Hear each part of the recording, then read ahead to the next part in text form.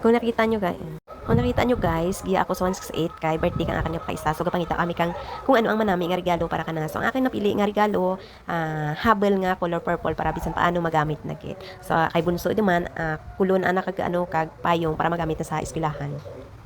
Bali cousin ko ni siya guys sa side ni nanay. First cousin ko siya sa side ni nanay.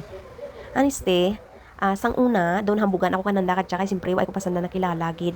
Do basta na anula ako sa mga nanda sa mga panghulag nanda. Namura ako una ka judgmental. Pero sang naimaw ko na sanda, permi ko na sanda nag-imaw daw tuya ko sanda nakilala. Tuya ko sanda nakilala kung ano sanda kabuet, kung paano sanda mag-care, kung paano sanda basta mga very hospitable sanda maasikaso. Tapos ko example dar hindi ko sa akong diin kung may mga event sanda. Pero may na kami gina-invite karan kay si nanay palangga na nakatama. Kay si tatay na kag si nanay ko magbugto sa first cousin ko siya. Hipasipas lang ako pero nahalata ko kag nabatyagan ko nga palanggaan nanda si nanay tapos kami man syempre kay nakita ko nga mag-adto ako sa balay nanda basta ginaasikaso ginanda ako kamaya so salamat gali sa mga pakaisa ko nga tiya. So amo gali ang birthday girl kung nakita nyo ang nga gown perti ka nami kag bongga. So gin-celebrate na nga nga birthday sa Joel's event place sa mga gina-birthdayhan gid bala sa Santa Barbara diya kay sa ang event na. So sa akin gali nga mga pakaisa, salamat gid sa inyong pag-invite kay sa inyong nga pagpalangga nakita ko gid tanan kung ano ka mo kabuet. Bisan tuod kong kaisa gahipasipas lang ko pero nakita ko ra tanan pila ko klitson. So gabi-video lang ako guys pero ang tuod karang kaisipan ko dado tuya kung pamulya karon bay litsonan mo. So among kalira ang gatindag nga amura ng anda nga MC na. Tapos nagsimula na ang itin candles. So kasali man akin nga libayan nga kalangguhon ulo na. O di ba? Mga gwapahen ang mga 18 candles. Pero ako sang una, hay, wa kita kakranas ka mo kadya. Sa birthday ko nga adlaw ka birthday ko nakabagal ti tatay halo kag ire.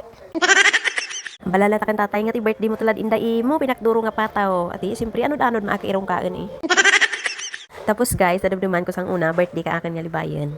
Alibayan kong agot naman nga kalungguhon ulo na.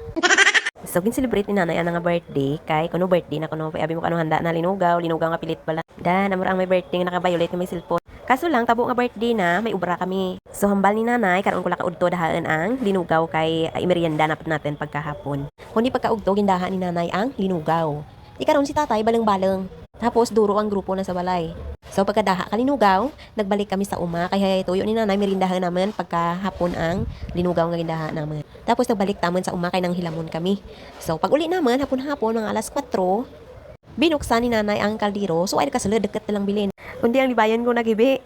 Mambal ka dyan nga, akin pa birthday, deket nila bilin. Kay inubos gali ni tatay pakain sa grupo na kada agtos taos balay, ubos na kapakain sa kadagta linugaw kundi why di ka bilin ang linugaw deket bilin tamang hibi anak libayan ko. So shout out danay sa pagwapa nga mga nga diyang mga prinsesa. Kundi si nanay napusa si nanay. Unan iwan ti mo William ubos mo ti mo pakain linugaw. Sabi mo ko sabat na ng tatay. Abi ko ta kakain na matinyo. So may gamay nga bilin nga parang deket sa kaldero, amo tuwin kain kalibayan mo kagin ginkain naman tanan. Pero ang mga naagyan mo sa una. So magkita ka kranas ka mo kadya ka bangga nga birthday, pagpirti ka nami as in. So gani sa imulay ka, pasalamat gid ikaw sa Ginoo nga naranasan mo dya nga birthday. Amo dya ka bungga nga birthday. Pasalamat ikaw kay Irving nga tama kagwapa. Pasalamat ikaw sa ginikanan mo, sa Ginoo kag sa mga tawo nga suporta kanimo. Study ikaw kamayad kay hindi ka danay mang nobyo amo larhambal nimo kay makain ko danay kalitson. Bisita na klawag-lawag, nagsalipot-puta ka sa likod, kag mag-agto ta ka sa litson, kag sagad puknit litson, sa mula tawan nyo tamas Benjamin. Sige, pertik namit. So kung may mga birthday ka mo liwat ha, invite din nyo ako ha, kay para busog ako. Nagisagda ko pagani dyan ang manugugas ka pinggan na yan, balko doon uwi ko sa tawag nga panghugas sa pinggan, masigat na diya.